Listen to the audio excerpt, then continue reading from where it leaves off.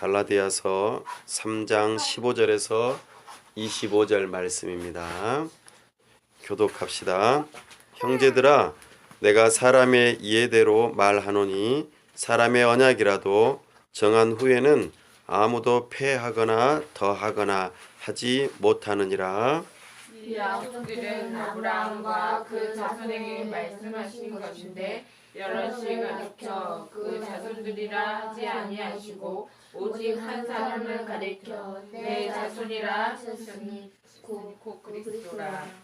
내가 이것을 말하노니 하나님께서 미리 정하신 언약을 430년 후에 생긴 율법이 폐기하지 못하고 그 약속을 헛되게 하지 못하리라. 만일 그 율법에서 난 것이면 약속에서 난 것이 아니니라. 그러나 하나님의 약속으로 말미암아 아브라함에게 주신 것이라. 그런즉 율법은 무엇이냐? 범법함으로 더하여진 것이라. 천사들을 통하여 한 중보자의 손으로 베푸신 것인데 약속하신 자손이 오시기까지 있을 것이라. 그 중보자는 한 편만 위한 자가 아니나 하나님은 한 분이시니라. 그러면 율법이 하나님의 약속들과 반대되는 것이냐? 결코 그럴 수 없느니라. 만일 능히 살게 하는 율법을 주셨더라면 의가 반드시 율법으로 말미암아 쓰리라. 그러나 성경이 모든 것을 죄 아래에 가두었으니 이는 예수 그리스도를 믿음으로 말미암는 약속을 믿는 자들에게 주려 함이라. 믿음이 오기 전에 우리는 율법 아래에 매인 바 되고 계시될 믿음의 때까지 갇혔느니라. 이같이 율법이 우리를 그리스도께로 인도하는 초등교사가 되어 우리로 하여금 믿음으로 말미암아 의롭다함을 얻게 하려 함이라. 다 함께요. 믿음이 온 후로는 우리가 초등교사 아래에 있지 아니하도다. 아멘. 다 함께 기도합니다. 하나님 아버지 은혜와 사랑을 감사합니다. 오늘 복되고 거룩한 주일 함께 모여 하나님 앞에 나와 하나님의 말씀을 들을 수 있도록 은혜 주심을 감사합니다. 세우신 설교자를 통하여 하나님을 알고 하나님의 뜻을 알고 하나님의 행하신 일들을 밝히 알기를 원합니다. 우리의 지각을 열어주셔서 하나님을 잘 알 수 있도록 성령 하나님 도와주시옵소서. 하나님 아버지, 우리에게 하나님을 알므로 하나님을 더욱더 사랑하는 자가 되게 도와주시고 하나님의 뜻을 알므로 참으로 우리가 기쁜 마음으로 순종하고자 헌신을 결단하는 시간 될 수 있도록 은혜를 베풀어 주시옵소서. 하나님께서 우리를 향하여 행하신 모든 일들에 대하여 우리가 이해하고 또 사랑하고 즐거워하며 하나님께 찬송과 영광을 돌리도록 은혜를 더하여 주시옵소서. 하나님 아버지, 이곳 갈매동에 우리를 보내주시고 이곳에서 주님의 말씀을 증거하고 주님의 몸된 교회를 세우기를 기뻐하시는 줄로 믿습니다. 이 시간 간구하옵기로는 이곳에서 만나는 심령들에게 주의 복음을 증거하고 저들이 주의 복음으로 말미암아 새로워지고 하나님의 백성 되어지며 참으로 주님의 몸된 교회로 함께 세워져 가는 역사가 있도록 우리에게 은혜를 더하여 주옵소서. 하나님께서 사람들을 붙여주시고 저들과 함께 교회를 세워 나아갈 수 있도록 도와주시옵소서. 특별히 하나님 아버지, 우리가 이곳 가정에서 예배하는 것을 이제는 넘어서서 일정한 장소에서 더욱더 나아가서 공개적인 장소에서 예배하기를 사모합니다.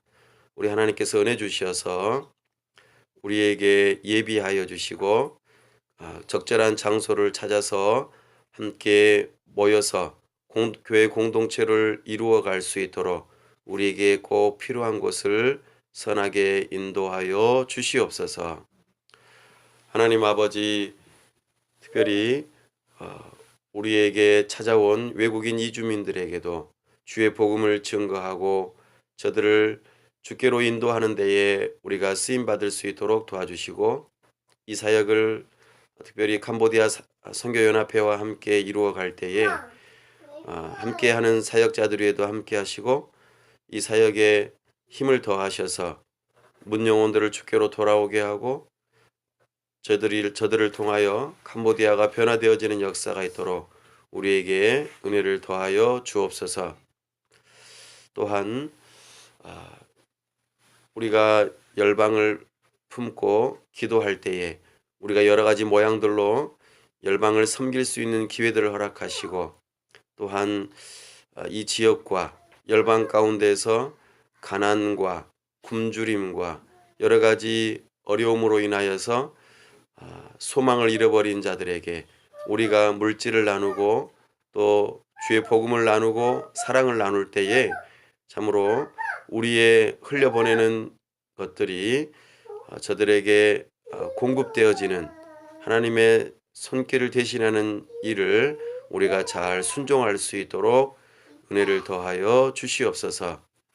특별히 이 땅 위에 세우신 위정자들을 불쌍히 여기시고 저들이 하나님을 두려워하는 마음으로 법을 세우고 집행하고 이 나라를 다스리며 참으로 하나님 앞에서 공의롭게 이 나라를 세워갈 때에 우리 주님께서 우리 교회가 평안하게 하여 주시고 이 땅 위에 참으로 주님의 기뻐하시는 모습들로 세워져 갈 수 있도록 도와주시옵소서. 나아가 저 북녘 땅과 복음으로 통일되는 그날을 우리가 믿음으로 바라봅니다. 우리 주님께서 은혜를 주셔서 특별히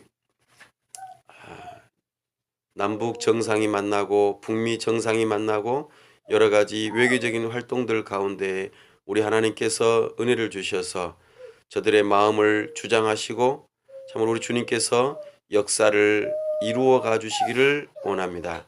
우리 주님께서 은혜를 베풀어 주시옵소서. 하나님 아버지께서 함께 하시고 특별히 저 북녘 땅에 주의 복음을 심고 사랑스러운 어린이 센터를 세우는 가운데에 교회를 세우기를 사모하는 마음을 가지고 있습니다. 우리와 함께 하셔서 이 일을 위하여 필요한 물질들을 채워주시고 함께 이 일에 뜻을 두고 헌신하고자 하는 심령들 붙여 주시옵소서. 하나님 아버지, 우리 교회와 함께하는 여러 사람들 가운데에 질병으로 인하여 고통받고 힘들어하는 지체들이 있습니다. 우리 하나님께서 은혜 주셔서 저들의 질병을 깨끗하게 치료하여 주시고 강건케 하여 주옵소서. 하나님의 살아계심을 나타내 보여주시고 주님을 믿는 믿음이 더욱더 굳세지는 역사가 있도록 은혜를 더하여 주옵소서. 여러 가지 사업과 직장의 문제들 가운데에 하나님께서 은혜 주셔서 막힌 것들을 풀어주시고 자금이 회전되게 하여 주시고 직장이 든든하게 세워져 갈 수 있도록 은혜를 더하여 주옵소서. 이 일들로 인하여 가정이 든든하게 세워지고 복음으로 말미암아 가정이 새로워지며 이 지역 사회가 더욱더 발전하고 든든하게 세워지며 우리 주님께서 기뻐하시는 이 지역 사회가 될 수 있도록 도와주시옵소서. 우리 주님께서 이 일들을 우리 교회와 또 여러 지역 교회들이 함께 세워져 나아가는 데에 이루어질 수 있도록 은혜를 베풀어 주시옵소서. 이 시간도 함께 하시고 우리에게 복 주시기를 원하오며 우리 주 예수 그리스도 이름으로 기도하옵나이다. 아멘. 오늘은 율법과 약속이라는 제목으로 주의 말씀을 선포합니다. 율법과 약속.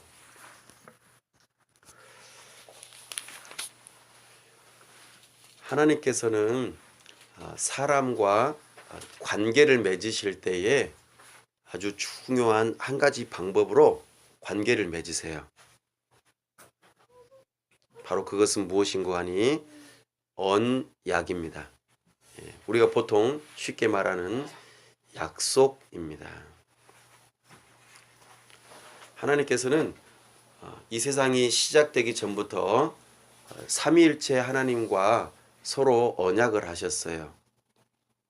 그리고 이 세상을 지으신 다음에 특별히 사람과 관계를 맺을 때에도 언약을 주셨지요. 그리고 그 언약이 오늘에까지 이르고 있고 그 언약은 이제 앞으로 완성이 될 것입니다. 그래서 우리는 언약이라고 하는 이 단어에 대해서 잘 이해할 필요가 있습니다. 우리가 지금 바로 앞에 두고 있는 성경은 구약과 신약으로 이루어져 있습니다. 구약은 옛 언약이라고 표현하는 한자어이고 신약은 새 언약이라고 하는 것을 표현한 한자어입니다. 다시 말씀드려서 성경은 구약과 신약, 언약으로 이루어진 책이다. 언약이 핵심이 주제가 되는 것이 바로 이 성경이다 하는 것을 우리에게 간접적으로 알려주고 있습니다. 그렇다면 오늘 설교에서 율법과 약속이라고 했는데요. 율법은 무엇인가? 사실은 하나님의 언약 가운데에 하나로 들어있는 것이 바로 율법입니다. 법이라는 것이죠. 그래서 하나님의 언약 중에 하나인데 모세를 통하여 주어진 것이다 해서 모세 언약 또는 모세의 율법 이렇게 말하기도 합니다.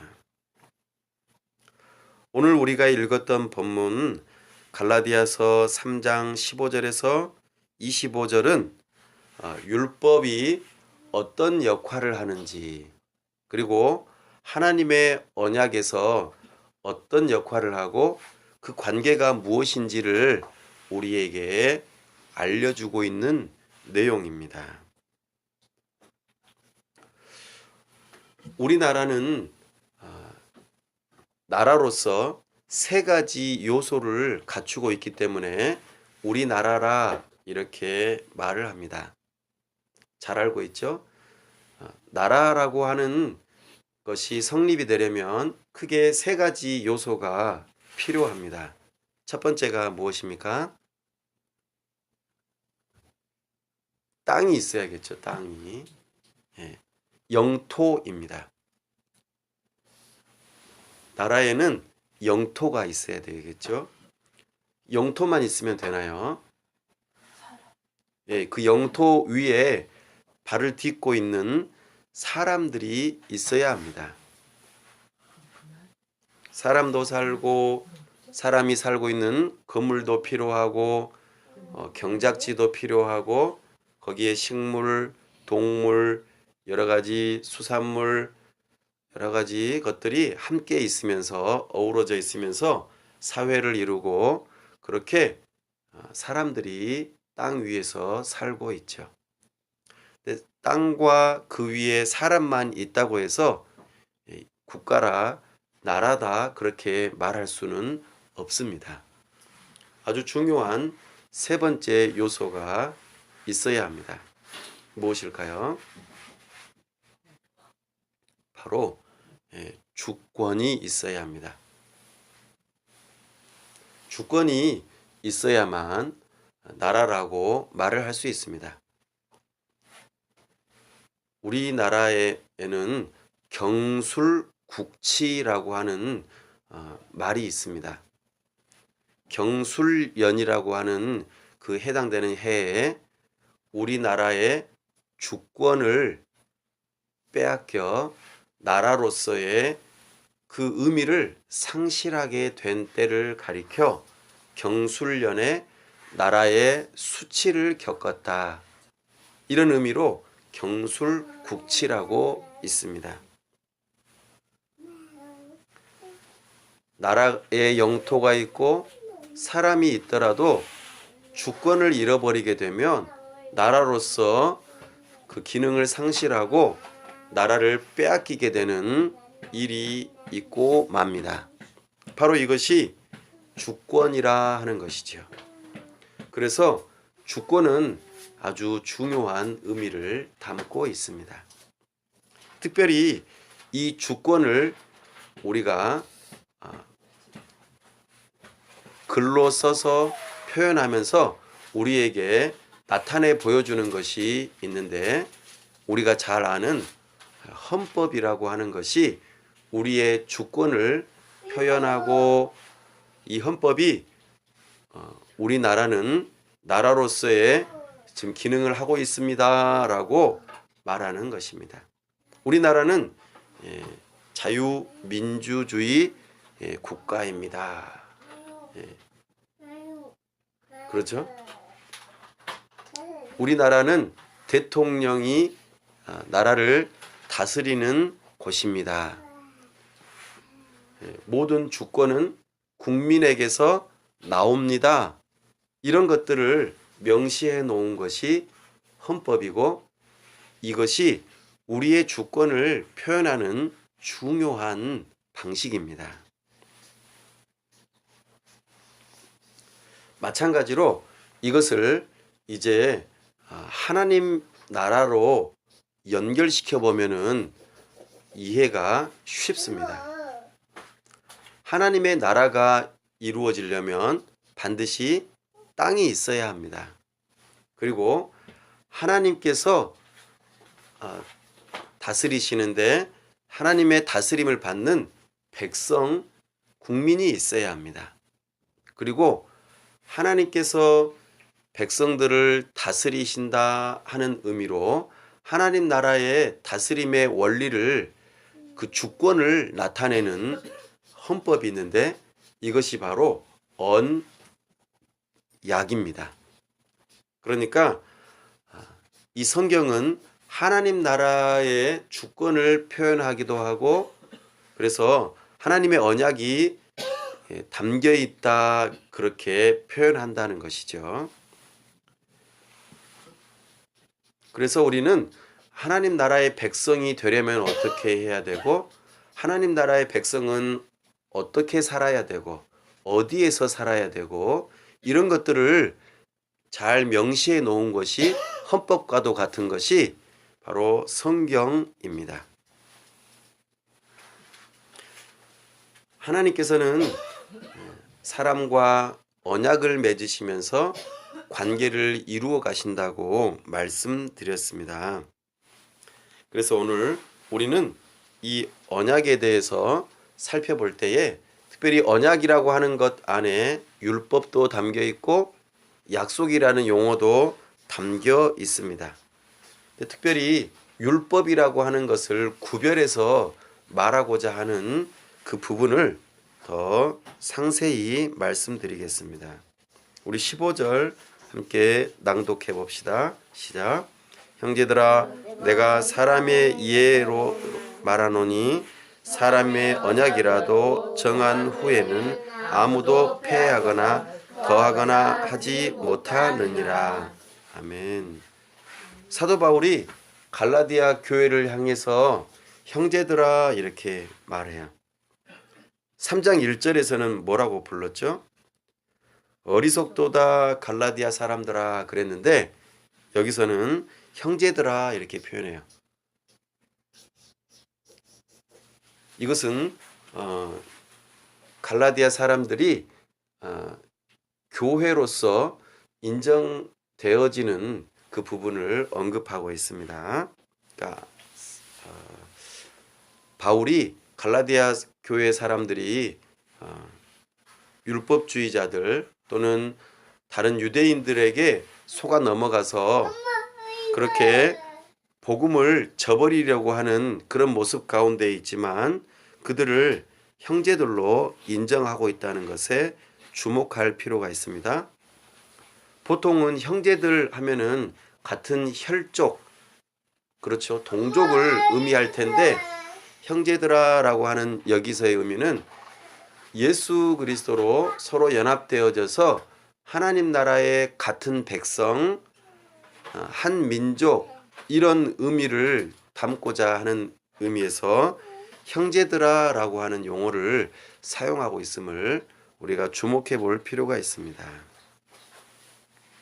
그러면서 이제 사도 바울이 율법에 대해서 설명하려고 할 때에 어떤 이야기를 하냐면 사람들이 서로 계약을 맺고 사람들이 서로 약속하는 것, 그것을 먼저 언급합니다. 여기에서 사람의 이해대로 그랬는데 사람들이 보통 약속할 때라고 표현합니다. 사도 바울이 살고 있던 이 헬라 문화권의 사람들은요, 보통 약속을 결정을 하면은 번복을 못하게 되어 있습니다. 뭐가 좀 잘못됐네요. 다시 바꿉시다. 이렇게 못하게 되어 있어요. 그래서 이 부분을 언급하고 있습니다. 사람이 우리끼리 서로 약속을 할 때에, 계약을 맺을 때에 한번 정하면은 그거를 없이 하거나 어떤 추가 항목을 더 만들거나 그렇게 하지 못한다는 것 여러분 잘 알고 계시죠? 라고 지금 말하고 있습니다. 그런데 하나님께서 하물며 하나님께서 사람에게 언약하실 때에 아이고 뭐가 잘못됐네 바꾸자 이렇게 하거나 아니면 이거 다 없애버려야겠다 이렇게 말씀하시는 분이 아니라는 것이죠. 사람도 이렇게 잘 안 바꾸려고 하는데 하물며 하나님께서 바꾸시겠느냐? 하나님의 언약은 그렇게 쉽게 없어지거나 바뀌어지는 것이 아니다. 이거를 강조하고 있습니다. 무슨 이야기를 하고 싶어 하는 걸까요? 자, 16절 조금 더 읽어볼까요? 시작. 이 약속들은 아브라함과 그 자손에게 말씀하신 것인데 여럿을 가리켜 그 자손들이라 하지 아니하시고 오직 한 사람을 가리켜 내 자손이라 하셨으니 곧 그리스도라. 아멘. 이 약속들은 그랬습니다. 하나님께서 약속하신 것이 여러 가지가 있는데 그 약속하신 것들 이렇게 표현하는 거죠. 하나님께서 아브라함과 맺으셨던 언약으로 인해서 아브라함이 받는 복이 한두 가지가 아니었죠. 기억나시나요? 첫 번째로 하나님께서는 아브라함에게 땅을 약속하셨어요. 그렇죠? 두 번째로는 뭘 약속하셨습니까? 복을 주시겠다 그랬어요. 너가 형통하겠다. 뭔가 잘 되겠다. 이런 일반적인 복들을 약속하셨고 세 번째로는요. 자손을 주겠다 이렇게 약속하셨어요. 그리고 그 자손이 자손을 또 낳고 또 자손을 낳고 낳아서 하늘의 별과 같이 많아질 것이다. 이런 그래서 아브라함을 통해서 하나님께서는 구체적으로 하나님의 나라를 이루어 가시겠다 하는 부분을 언약하셨어요. 땅도 주시고 그죠? 자손도 주시고 그죠? 하나님께서는 하나님의 뜻을 펼쳐 가시는데 아브라함을 구체적으로 딱 지목하셔서 너를 통해서 내 나라를 이루어 가겠다. 이렇게 말씀하시는 거죠. 이것을 가리켜 언약이라고 표현하는 것입니다. 하나님께서 아브라함에게 하신 이 약속들이 실제로 역사 가운데에 이루어지는 것을 볼 수 있습니다. 그런데 중요한 거 한 가지 사도 바울이 여기서 자손이라는 말에 주목을 할 때에 자손들이라고 표현하지 않았고 자손이라고 표현했다는 이 부분을 언급하고 있습니다.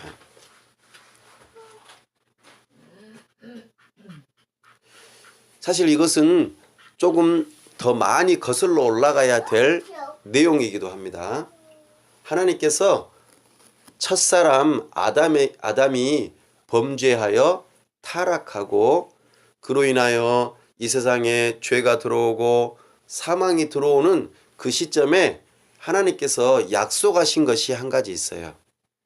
그게 무엇인고 하니 창세기 3장 15절에 여자의 후손, 여자의 자손, 이것을 단수로 표현했어요. 한 사람을 너희에게 주겠다. 그 한 사람을 통해서 너희의 죄의 문제를 해결하고 나와의 관계를 회복하겠다. 이 약속을 주신 것이죠. 그래서 아담은 아들 하나를 얻었어요. 누굴까요?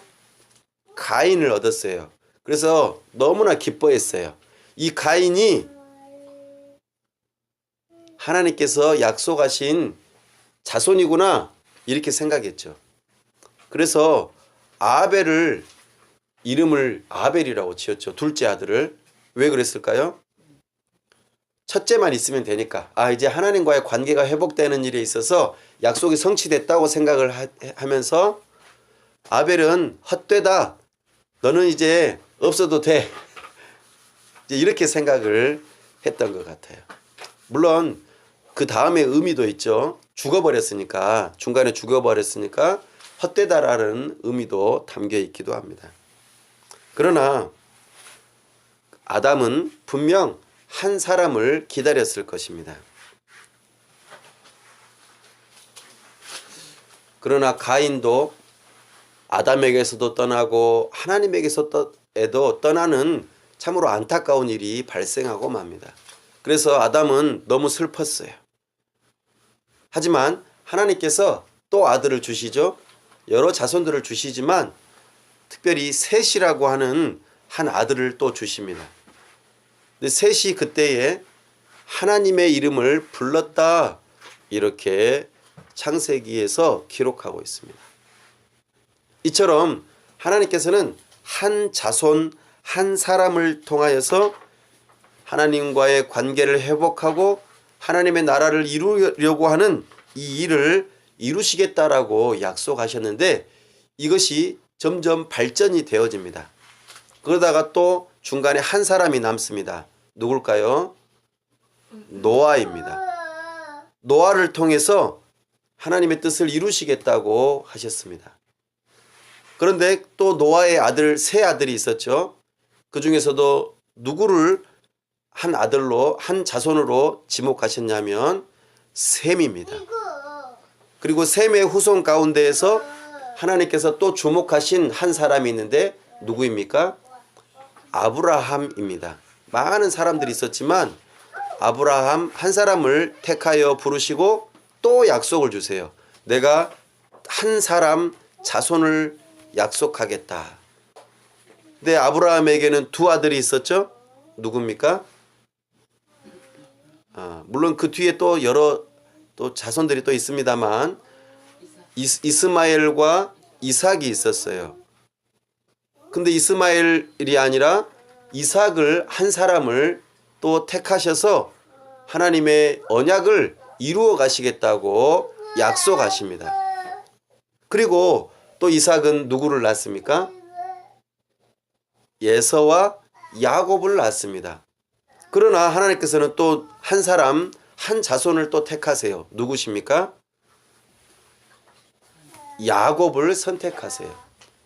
야곱에게는 몇 아들이 있었습니까? 12아들이 있었어요. 그러나 그 12아들 가운데에서 누구를 또 택하셔서 한 자손을 약속하십니까? 바로 네 번째 아들인 유다를 선택하십니다. 이 계보가 계속해서 쭉 이어지다가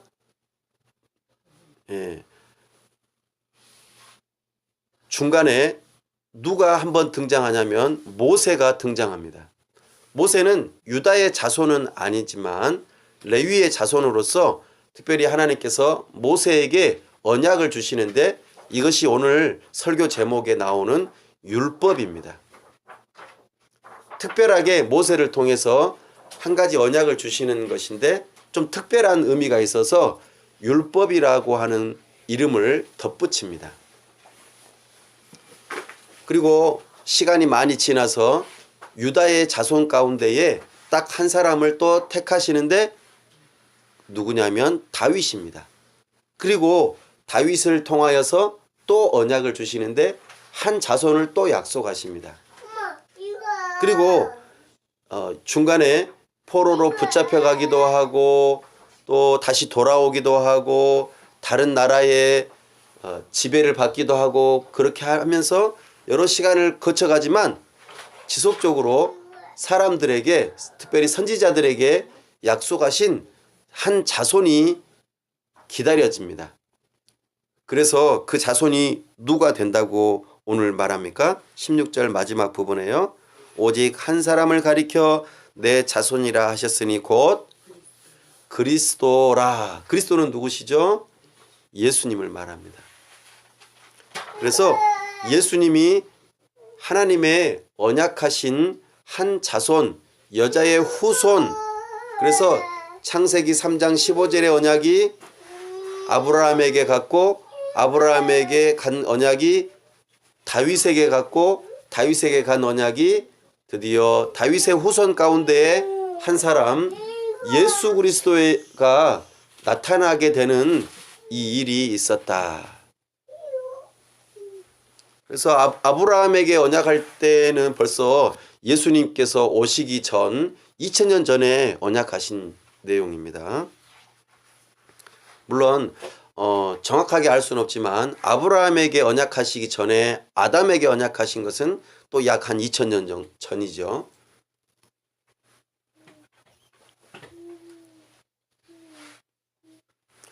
이처럼 하나님께서 언약하신 것은 반드시 이루어지는데 이 언약이 이렇게 아브라함을 통해서 또 이제 구체적으로 예수 그리스도에게서 이 언약이 이루어졌다 이렇게 사도 바울이 말하고 있습니다.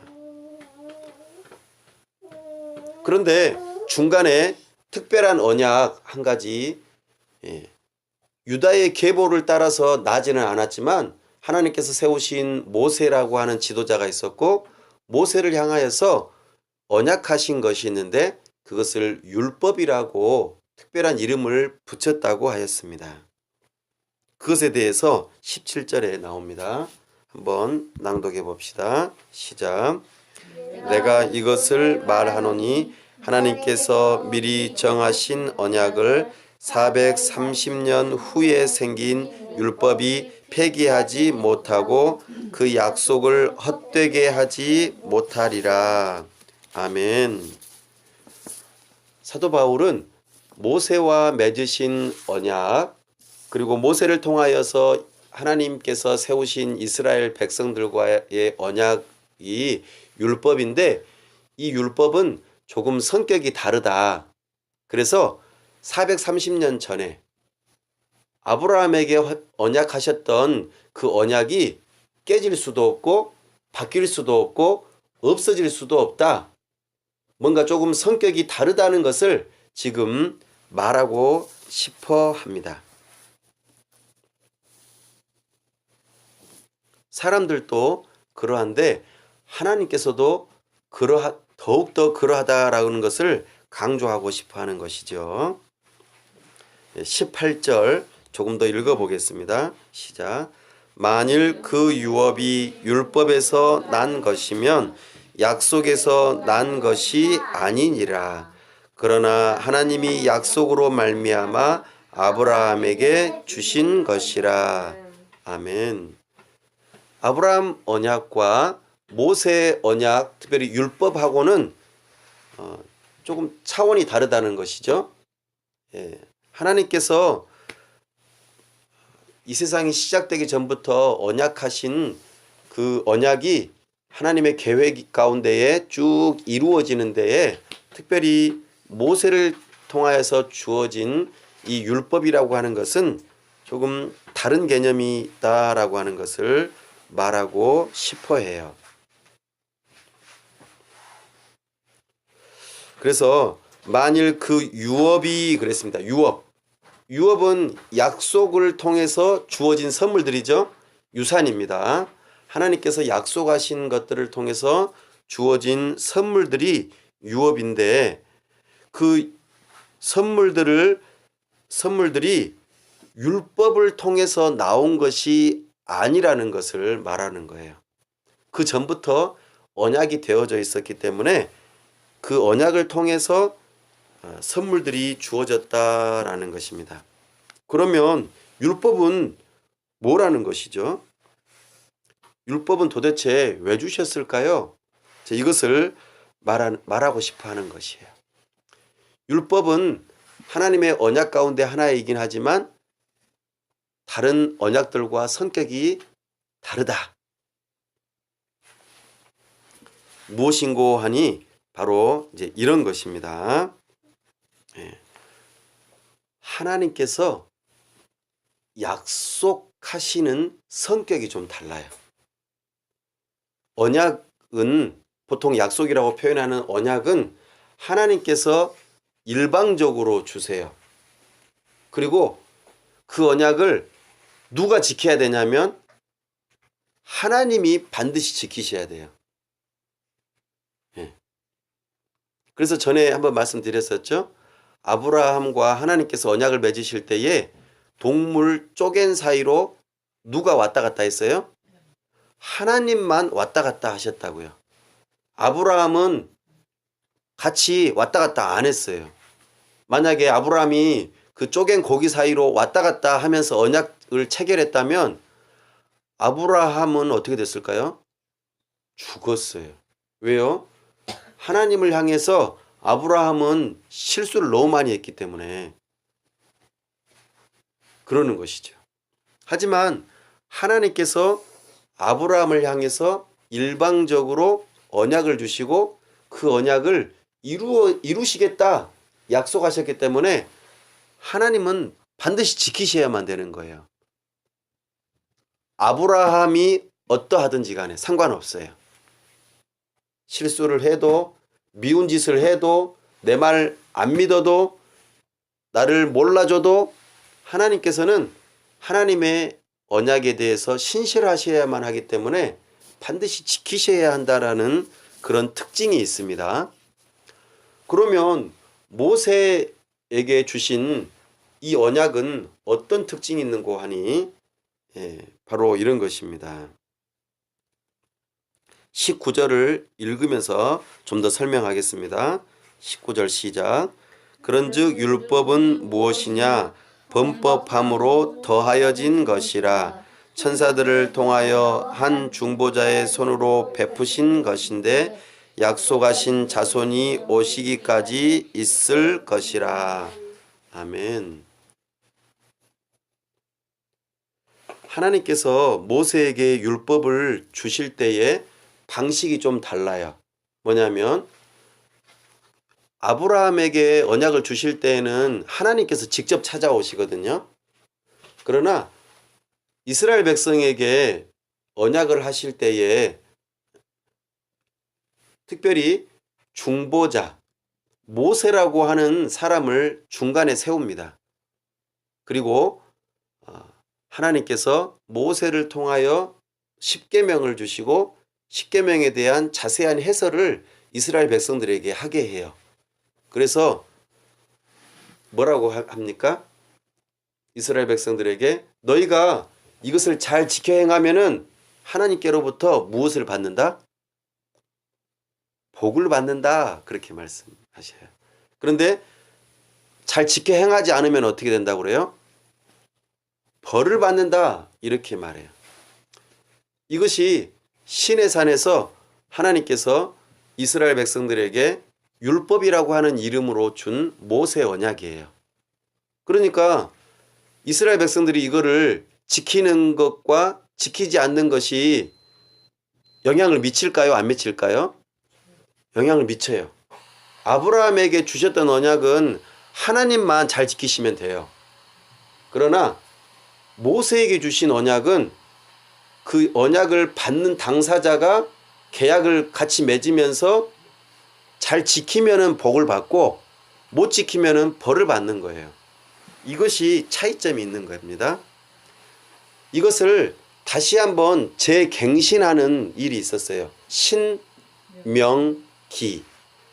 하나님의 모세를 통하여서 주신 율법, 모세 언약을 재갱신하는 때가 있었어요. 출애굽 2세대가 모압 평지에서 저기 앞에 그리심산과 예발산을 서로 바라보면서 딱 두 편으로 나누어 가지고 하나님의 율법이다, 모세 언약이다 하면서 크게 선포를 하니까 너희가 잘 따르면은 복을 받는다. 들어가도 복을 받고 나가도 복을 받는다. 그러나 너희가 잘 따르지 않으면 들어가도 저주를 받고 나가도 저주를 받고, 그래도 진짜 말을 안 들으면은 너희는 이방 나라의 포로로 잡혀갈 것이다. 혼날 것이다. 이러면서 계약을 맺었어요. 그때에 이스라엘 백성들이 뭐라고 했을까요? 아멘. 우리가 잘 지키겠습니다. 이렇게 약속했어요. 근데 어떻게 했어요? 잘 안 지켰어요. 잘 안 지키니까 하나님께서는 안 지킨 대로 그렇게 벌을 내리시는 거예요. 이게 하나님의 나라를 다스리는 방식에 있어서 특별히 언약 가운데에서 모세의 율법의 독특한 점입니다.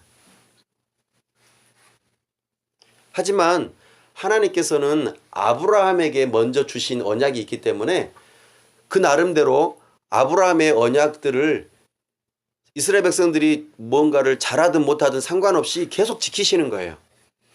그러는 가운데에 이스라엘 백성들이 뭔가를 잘 안 지키면은 거기에 합당하게 벌을 내리시고, 잘 지키면은 복을 주시고 하는 이런 일들이 구별되게 일어났다는 것을 우리는 알아야 한다는 것입니다.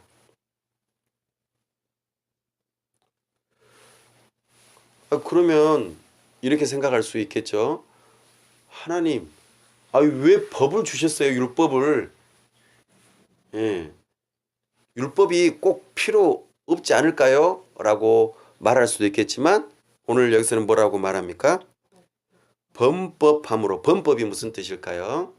법을 어김으로, 법을 안 지켜 행하기 때문에 주신 것이다. 그렇게 표현하는 것입니다.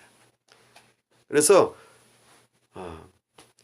하나님께서 특별히 율법을 주신 이유는,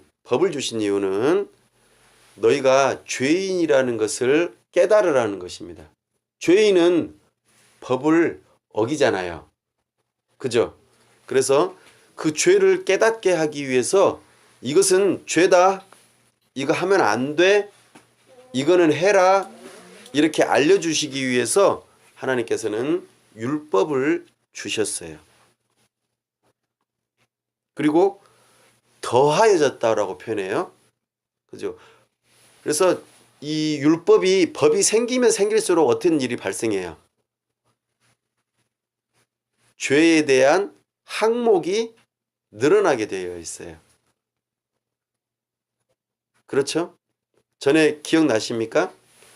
우리나라는 길거리에다가 침을 뱉으면, 껌을 뱉으면은 어떻게 돼요?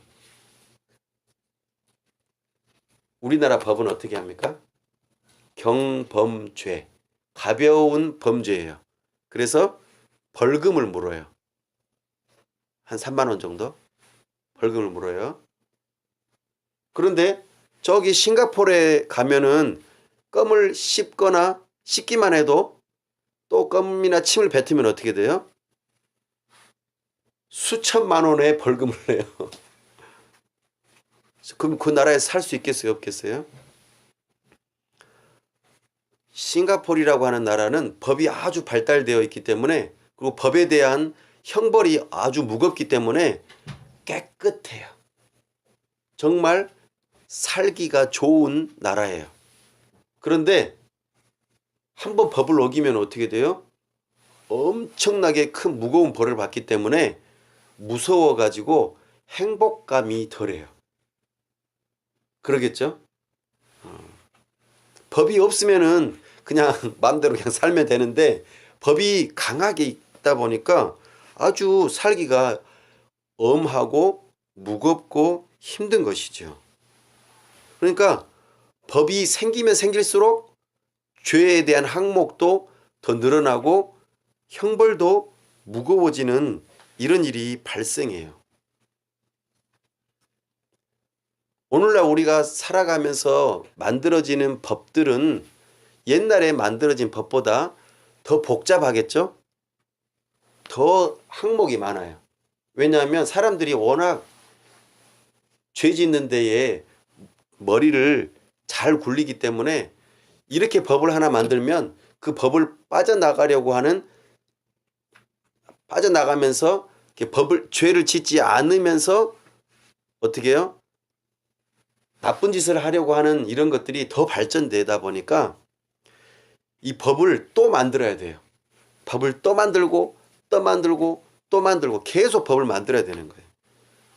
결국에는 이 율법은 죄를 증가시키는 일을 하고 맙니다. 그런데 조금 전에 말씀드렸던 것처럼 죄에 대한 형벌이 무거우면은 나 이거 안 지어야겠다 이렇게 생각하니까 죄가 억제되는 기능도 있겠죠. 무서우니까 안 되겠다 이런 부분도 없지 않아 있지만 죄에 대한 항목들이 점점 늘어나게 되는 일이 발생하고 마는 것이죠. 그리고 그렇게 되니까 어떻게 돼요? 이제 정말 살기가 힘들어지고 행복감이 점점 떨어지게 되겠죠. 그래서 살기가 힘들어질 수도 있습니다. 그리고 또 모세의 율법에는 죄에 대한 것만을 말하는 게 아니라 죄를 어떻게 해결해야 되는지도 알려주는 법이 있어요. 그게 무슨 법일까요? 제사법이에요. 죄를 어떻게 해결해야 되는지, 이러이러한 죄를 지으면은 거기에 합당하게 제물을 드려서 그 제물을 통해서 나의 죄 문제가 해결되는 것, 이런 법도 마련해 주었죠. 하지만 이것이 어떻다고 그랬어요? 유효기간이 있고 한계가 있다는 것을 우리에게 알려준다 하는 것입니다. 그래서 이 율법이라고 하는 것은 너가 얼마나 죄인인지 알겠지? 이것을 깨닫게 해주는 역할을 해요.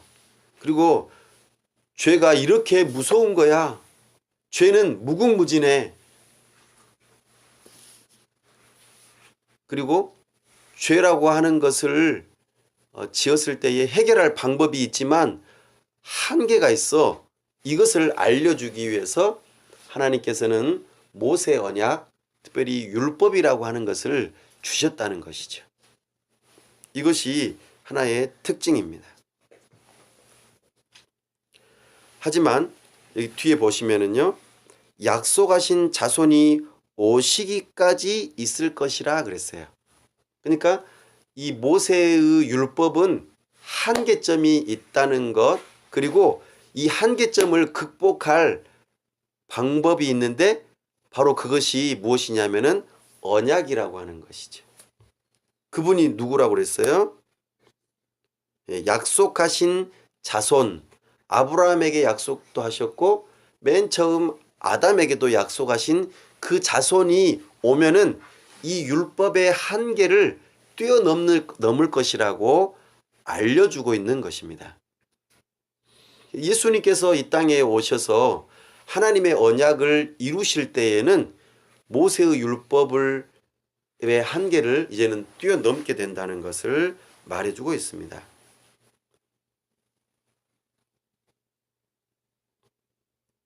사랑하는 여러분, 모세의 율법은 죄의 엄청난 깊이와 넓이와 무궁무진함을 알려줘요. 자, 봐라. 이거 모세의 율법을 통해서 한번 봐봐라. 이게 바로 죄란다. 그죠? 죄가 계속 증가하는 거예요. 무섭고, 그리고 힘들어요. 죄에 대한 형벌이 너무나 힘들어요. 그리고 이걸 지킬 수 있는 사람들이, 완벽하게 지킬 수 있는 사람들이 한 사람도 없다는 것을 알게 해주죠. 그리고 해결되어지는 죄에 대해서 형벌을 받고 또는 죗값을 치르는 어떤 방식을 제도를 주었지만 그것도 한계가 있다는 것을 알려준다는 것이죠. 그러면서 우리에게 아주 대조적으로 이 한계를 뛰어넘을 수 있는 이 언약의 그 후손 자손이 있는데 바로 그분이 그리스도라. 그래서 그리스도께서 이 모든 한계를 뛰어넘으신다라는 것을 더 잘 알려주기 위해서, 더 부각시키기 위해서 검정색이 이렇게 가득한 곳에, 그죠? 검정색 가득한 곳에 하얀 점들이 있으면은 점들이 도드라지겠죠? 반대로 하얀 곳에 까만 점이 하나 있으면은 어때요? 그 점이 도드라지잖아요. 대비시키는 거예요. 그러니까 율법을 통해서 누가 더 부각되게 하려고 율법을 주셨다는 거죠. 예수 그리스도, 하나님의 언약의 그 자손이 더욱더 부각되어지기 위해서 율법을 주셨다는 것을 우리에게 말하고 싶어 하시는 것입니다. 20절 시작. 그 중보자는 한 편만 위한 자가 아니나 하나님은 한 분이시니라. 아멘. 우리는 조금 전에 언약, 전체적으로 하나님께서 하나님의 나라를 다스리는 언약이 있는데 그 언약 가운데에서 특별히 모세의 율법은 좀 독특하다. 그리고 다른 언약들과 구별되어진다, 차별된다, 이런 것을 말도 했고, 그럼 율법이 필요 없는 거냐? 라고 할 때에 그렇지 않다. 율법은 필요한데 그것이 하나님의 언약, 특별히 언약의 자손인 예수 그리스도를 더 도드라지기 위해서 우리에게 주어진 것이다. 그렇게 말씀도 드렸습니다. 그리고 하나님의 언약은 하나님께서 일방적으로 직접적으로 다 주셨었는데 모세의 언약만큼은 모세라고 하는 사람을 통해서 주어진 것이다. 이것이 다른 점이다 라고 알려주었어요. 그러면 하나님은 한 분이시잖아요. 하나님이 한 분이시죠? 삼위로 계시면서 한 분 하나님이세요. 근데 이 한 분 하나님께서 우리를 향해서 구원하시고자 하시는 그 방식은 몇 가지일까요? 한 가지예요.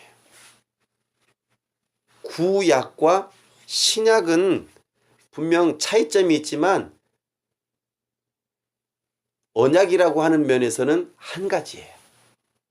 아담에게 약속하신 여자의 후손이 신약에서 누구로 나타나셨어요? 예수 그리스도로 나타나셨다는 거예요. 그래서 삼위로 계시지만 한 하나님께서 우리에게 언약을 주시면서 아담에게도 너희는 내가 여자의 후손을 보내줄 것이다. 이것을 믿어라. 내가 약속하마. 이것을 아담이 믿었을까요? 안 믿었을까요? 믿었어요. 그 증거는 뭘까요? 아담이 믿었더라는 말은 안 나왔지만 아담이 믿었다는 그 증거는 어디에 나올까요?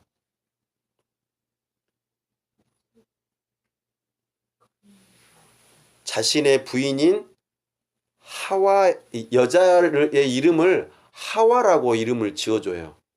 하와라는 뜻은 무슨 뜻이라고 그랬죠? 모든 산자의 어미이다 이렇게 표현했어요. 모든 생명을 가질 수 있는, 죄로 인해서 하나님으로부터 끊어지니까 생명을 잃어버렸잖아요. 그런데 다시 생명을 회복할 수 있게 하기 위해서 하나님께서 길을 하나 열어주셨는데 여자를 통해서 아이를 낳아야 돼요. 그죠? 그래서 아담은 여자의 이름을 하와라고 이름을 지어주고 여자를 통해서 후손을 낳는 일을 행한 것이죠. 믿음으로 순종한 거예요. 믿었다는 말이 직접적으로는 없지만 그것을 하나님의 약속의 말씀을 믿는 믿음으로 여자의 이름을 하와라고도 지어주고 여자의 후손을 낳기 위해서 믿음을 따라서 순종을 하였다는 것을 볼 때에 아담에게도 여자의 후손을 기다리는 믿음이 있었다는 거예요. 그러면은 오늘날 우리는 어떨까요? 그 여자의 후손이 왔다고 그랬어요? 안 왔다고 그랬어요? 왔다고 그랬어요. 그분이 누구라고요? 예수 그리스도라고 말하고 있습니다. 그래서 우리는 하나님께서 보내주시겠다고 언약한 그 여자의 후손이 예수 그리스도라고 하는 것을 믿는 믿음으로 우리는 의롭다고 여김을 받고 구원을 받는 거예요. 마치 아담이 그랬고 아브라함이 그랬던 것처럼 우리도 여자의 후손을 믿는 믿음으로 구원을 받는다는 것입니다. 이런 의미에서 하나님은 한 분이세요. 구약에서도 우리를 구원하시는 방식이 동일하고 신약에서도 우리를 구원하시는 방식이 동일하다는 것이죠. 차이점이 있다면 뭘까요? 구약에서는 아직 그 약속이 이루어지지 않은 상태에서 믿은 것이고 오늘날 우리는 그 약속이 이루어진 상태에서 믿는 것이 차이점입니다. 바로 이것입니다. 그래서 하나님께서 약속하신 그 여자의 후손이 오시기 전까지 무엇이 있었냐면 율법이라고 하는 것이 있었다는 것이죠. 그럼 율법이 아까 어떤 역할을 한다고 그랬어요? 한계를 느끼게 한다고 그랬잖아요. 그리고 여자의 후손을 더욱더 간절히 바라고 기대하고 소망하도록 도와주는, 대비시켜주는 역할을 위해서 율법이 주어졌다는 것이에요. 21절 한번 읽어볼까요? 시작.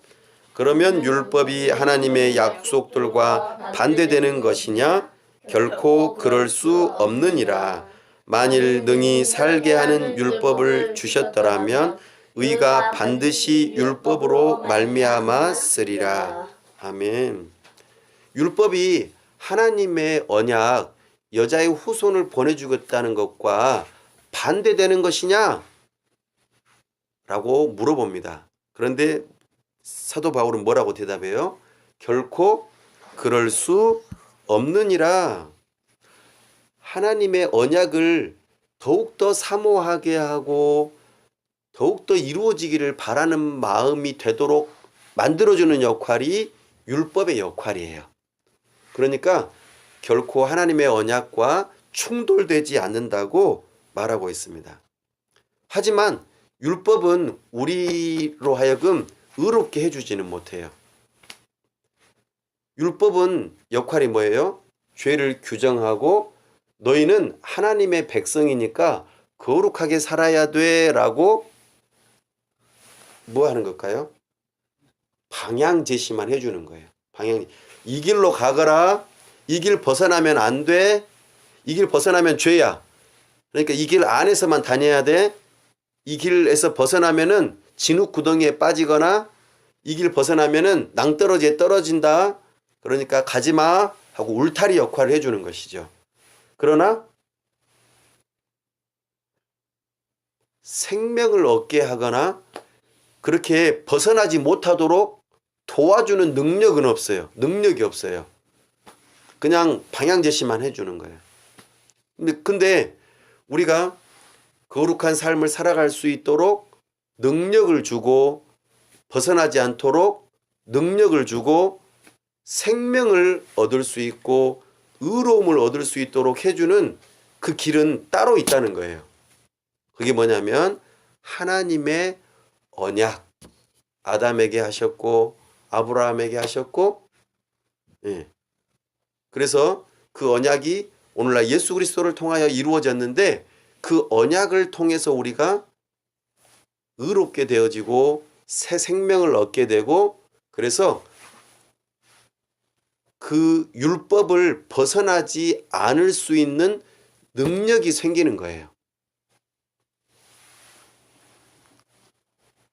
이것을 우리에게 말하고 있습니다. 22절 시작. 그러나 성경이 모든 것을 죄 아래에 가두었으니 이는 예수 그리스도를 믿음으로 말미암는 약속을 믿는 자들에게 주려 함이라. 아멘.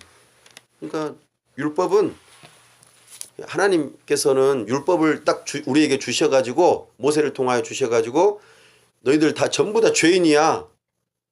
너희들은 죄 아래에 있어. 그러니까 죽는 거야. 이렇게 알려주시기 위해서 율법을 주신 거예요. 그러면서 이제는 어떻게 해야 돼요? 이제 우리는 이제 하나님의 진노와 저주를 받아서 우리는 죽는구나 하고 머물러 있지 않고 어떻게 해요? 하나님께서 동시에 약속하신 것, 하나님께서 언약하신 그 여자의 후손을 보내주신다고 했는데 우리 그거 붙들고 싶습니다 라고 사모하도록 만드는 역할을 한다는 거예요. 그래서 예수 그리스도, 아직 아브라함이나 모세나 예수 그리스도는 모르잖아요. 그죠? 구약시대 사람들은 예수 그리스도는 모르겠죠? 그래서 예수 그리스도는 모르지만 여자의 후손이라는 건 알아요. 그 한 사람. 한 사람을, 예수님이라는 이름은 몰랐지만 그 우리의 구원자가 올 거라는 건 알고 있었다는 것이죠. 그래서 그분을 우리에게 보내주세요. 누굽니까? 기다리겠습니다. 이것을 믿는 믿음으로 계속 살았던 것이죠. 그 약속을 믿는 믿음으로. 오늘날 우리는 보내주신 그분을 믿는 믿음으로 이제는 우리는 이제 살게 되는 것이죠. 이것을 우리에게 말해주고 있습니다. 사랑하는 여러분, 율법은요, 그래서 우리로 하여금 하나님의 은혜, 하나님의 약속, 하나님의 언약으로 우리를 이끌어주는 역할을 율법이 한다는 거예요. 이것이 이제 중요한 대목입니다. 그래서 23절 한번 읽어보십시다. 믿음이 오기 전에 우리는 율법 아래에 매인 바 되고 계시될 믿음의 때까지 갇혔느니라. 아멘. 그러니까 여기서 믿음은 아브라함에게 믿음이 있었어요, 없었어요? 있었잖아요. 근데 믿음이 여기서 오기 전에 이 표현은 무슨 말이냐면 예수 그리스도께서 이 땅에 오셔서 오신 예수 그리스도를 믿는 믿음을 표현하는 겁니다. 구약에서는 오실 예수님을 믿는 믿음이 있었고요. 그렇죠? 그래서 그 전에는 예수님이 오시기 전까지는 우리는 율법 아래에 매인 바 되고 계시될 믿음의 때까지 갇혀 있었다. 율법 아래에서 갇혀 있었다.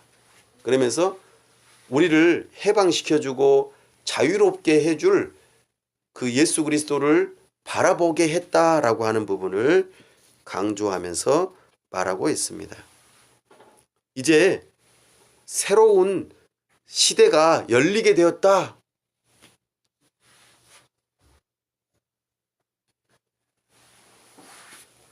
우리나라에 언약에 해당되는 헌법이 있다고 그랬죠. 우리나라의 헌법은 처음에 만들어지는 시점부터 시작해서 오늘날에 이르기까지 여러 차례 바뀌었어요. 그리고 그 바뀌는 과정 가운데에서 법이 바뀌게 되면 어떻게 됩니까? 그 법이 그때부터 적용되어지는 게 있겠죠. 그리고 옛날부터 바뀌지 않은 것은 어떻게 될까요? 그대로 오늘날까지 계속 적용이 되겠죠? 네, 이것을 지금 우리에게 말해주고 있어요. 너희가 옛날에 여러 가지 언약들을 받았다. 그리고 그 언약이 아담이 받은 언약이 좀 더 발전돼서 노아에게 왔고 노아에게 준 언약이 아브라함에게 오고 아브라함에게 준 언약이 모세에게 오고 모세에게 준 언약이 다윗에게 오고 다윗에게 준 언약이 여러 선지자들에게 온 다음에 이제 그 언약이 이제 성취되었다.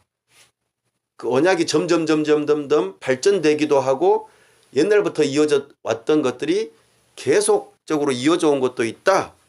이것을 지금 말하고 있습니다. 그 가운데에 율법이라고 하는 언약이 무슨 역할을 했는지 지금 계속해서 말하고 있는 것입니다. 24절 말씀 시작. 이같이 율법이 우리를 그리스도께로 인도하는 초등교사가 되어 우리로 하여금 믿음으로 말미암아 의롭다함을 얻게 하려 함이라. 아멘. 율법은 초등교사 역할을 한대요. 그래서 예수님에게로 데리고 가는 역할을 한대요. 교육이라고 하는 말이 있어요. 교육이라고 하는 말을 페다고지라고 그래요. 페다고지. 페다고지는 우리를 이끌어서 하나하나 이끌어 가지고 우리로 하여금 교육을 받게 한다라고 하는 의미가 담겨 있는데요. 사도 바울이 이 글을 쓸 때 당시에 귀족이라고 하는 그 가문에는요, 자녀들을 양육하는 방식이 있었어요. 바로 초등교사라고 하는 사람이 있었어요. 가정교사라고도 하고 초등교사라고도 해요. 그 사람이 어떤 역할을 했냐면은 아이가 태어나면은 그 아이가 성인이 될 때까지 계속해서 예절을 가르치고 생활에 어떤 필요한 양식들을 가르치면서 한 걸음 한 걸음 이끌어주는 역할을 했어요.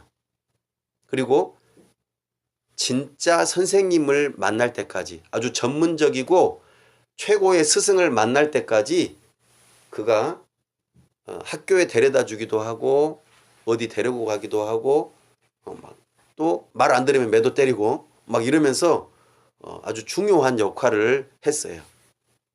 그 초등교사라고 하는 제도가 있었는데 그것처럼 율법이라고 하는 모세 언약이 우리로 하여금 너 이러면 안 돼, 너 이렇게 해야 돼 하면서 매도 때리고 너는 이렇게 하면 죄인이야, 안 된다 하면서 계속해서 이끌어주는 역할을 모세의 율법이 했다는 거예요. 누구에게로 이끌어오기 위해서요? 예수 그리스도에게로 우리를 이끌어오기 위해서. 결국에는 초등교사의 역할은 거기까지예요. 진짜 최고의 선생님을 만나면은 이제 초등교사는 사라지게 돼요. 역할이 끝나게 돼요. 율법이 그런 역할을 했다는 거예요. 그래서 우리는 율법을 잘 지켜서 행하면은 하나님께서 나를 받아주시고 나는 하나님의 자녀가 되고 나는 의로워지고 하나님께서 우리에게 생명을 주시고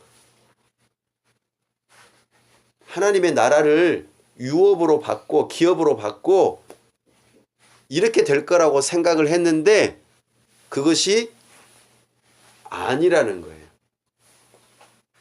우리가 하나님의 자녀가 되고 새로운 생명을 얻고 법적으로 의롭게 되고 거룩해지고, 그죠? 우리가 하나님의 나라를 백성이 되고 이 어떤 하나님과 관계를 맺는 것, 이것은 율법이 해주는 역할이 아니에요. 이거를 필요로 하도록 도와주는 역할을 율법이 하는 거예요. 거기까지 딱 왔을 때에 우리는 이제 예수 그리스도를 붙들어야 합니다. 여자의 후손, 우리의 죄 문제를 해결하시고 우리에게 새로운 생명을 주시고 우리를 의롭게 하시고 우리를 하나님의 백성이요 하나님 나라로 들어갈 수 있도록 도와주시는 분이 예수님이라는 것을 딱 진짜 예수님, 스승님을 만나는 거예요. 최고의 스승님을 만날 때에 우리는 초등교사를 이제는 버리게 되는 것이죠. 그래서 우리는 25절 말씀에서와 같이 믿음이 온 후로는 우리가 초등교사 아래에 있지 아니하도다. 아멘.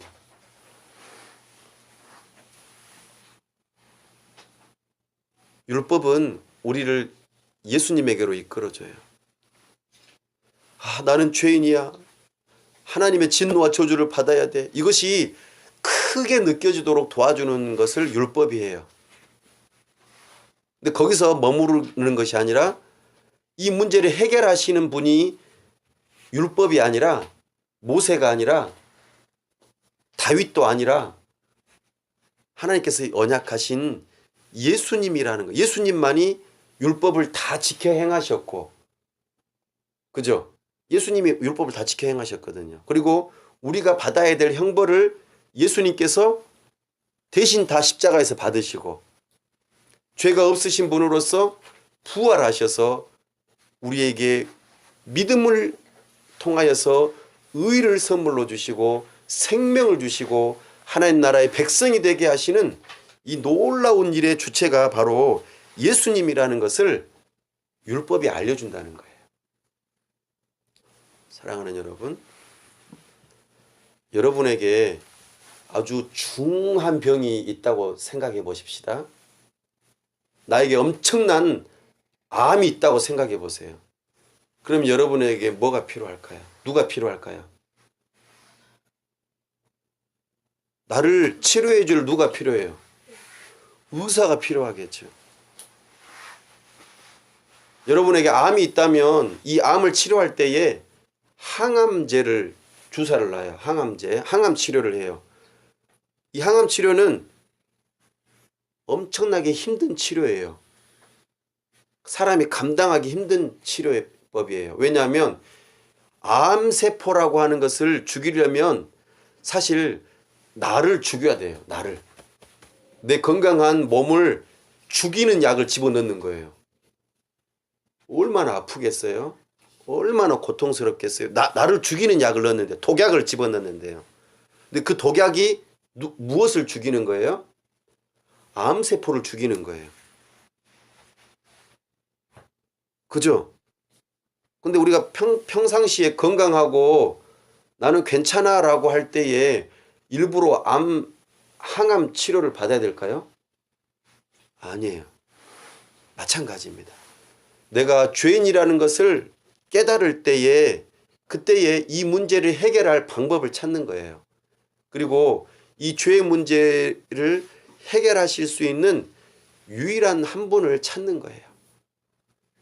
이것을 깨닫도록 도와주는 역할이 율법이에요. 그래서 날마다 율법은 뭐라고 해요? 너 이거 했어 안 했어? 너 이거 왜 안 했냐? 너 이거 이러면 안 되지 라고 계속 알려주는 거예요. 율법은 그 역할이에요. 그때마다 우리는 우리의 죄 문제를 해결하시는 누구를 붙들어야 될까요? 예수 그리스도를 붙들어야 합니다. 예수 그리스도만이 길이요, 진리요, 생명이라고 하셨어요.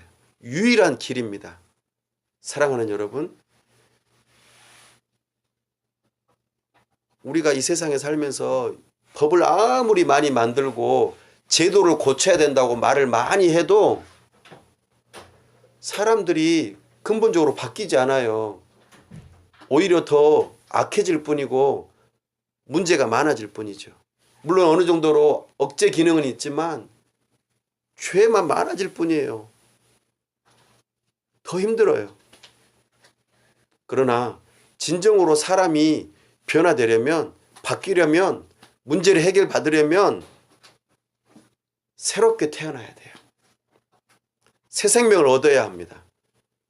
그것이 사람이 변화되는 시작점이에요. 완전히 바뀐다는 게 아닙니다.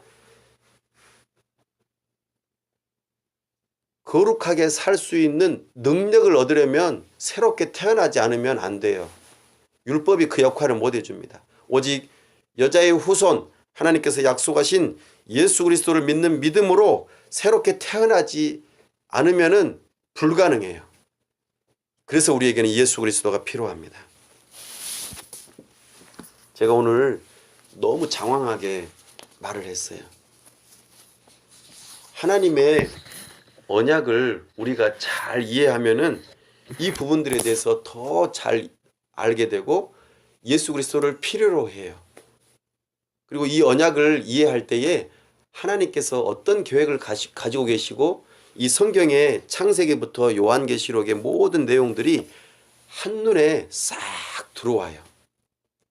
그것의 핵심적인 단어가 언약입니다. 언약. 오늘 그 언약 가운데에서 모세의 언약과 또 여러 가지 다른 언약들을 좀 비교하면서 오늘 말씀을 드렸습니다. 그래서 이 말씀을 준비하는 가운데에 언약이라고 하는 것에 대해서 좀 더 자세히 말해야겠다라는 생각이 들었습니다. 그래서 오늘 이렇게 장황하게 설명했는데 잠깐 멈추고 우리가 언약, 특별히 이 세상이 창조되기 전에 하나님께서 우리를 향하신 그 삼위일체 하나님의 언약을 하나를 살펴보고 또 아담과 동산에서 맺었던 언약, 그리고 아담이 범죄한 이후에 주신 은혜의 언약, 나아가 노아에게 주신 언약, 아브라함에게 주신 언약, 그리고 모세의 율법 언약, 다윗 언약, 그리고 선지자들을 통하여서 주셨던 새 언약, 그리고 예수님께서 이 새 언약이라고 십자가에 못 박히시기 전에 새 언약을 이루신다라고 하는 이 부분을 한 8번에서 9번 정도 살펴보면서 언약을 쭉 정리하는 가운데에 성경을 보는 눈을 한번 열어보려고 합니다.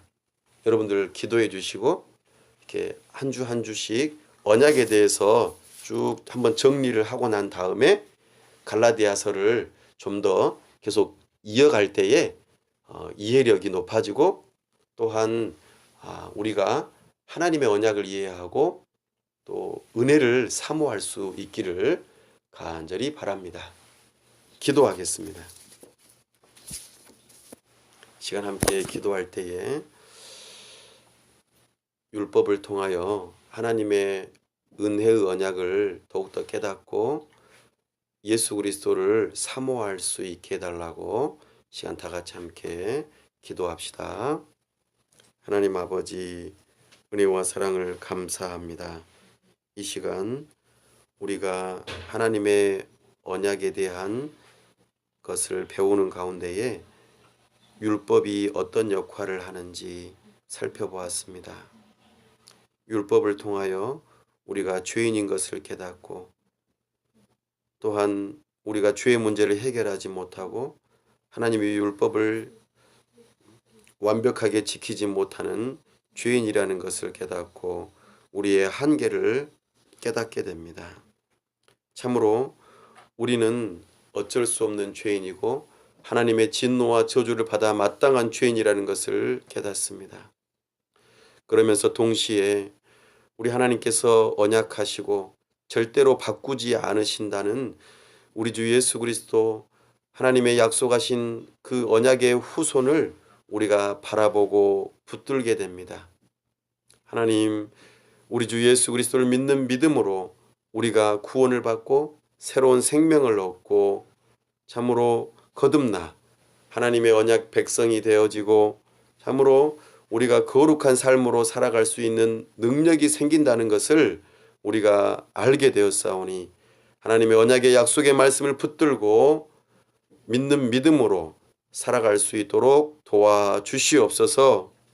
이제 앞으로 언약에 대하여 좀 더 자세히 배우면서 정리하게 될 때에 하나님의 나라를 이해하고 하나님의 이루시는 그 구원의 계획을 더욱더 잘 알아 이것을 믿는 믿음으로 굳건하게 설 수 있도록 도와주시옵소서.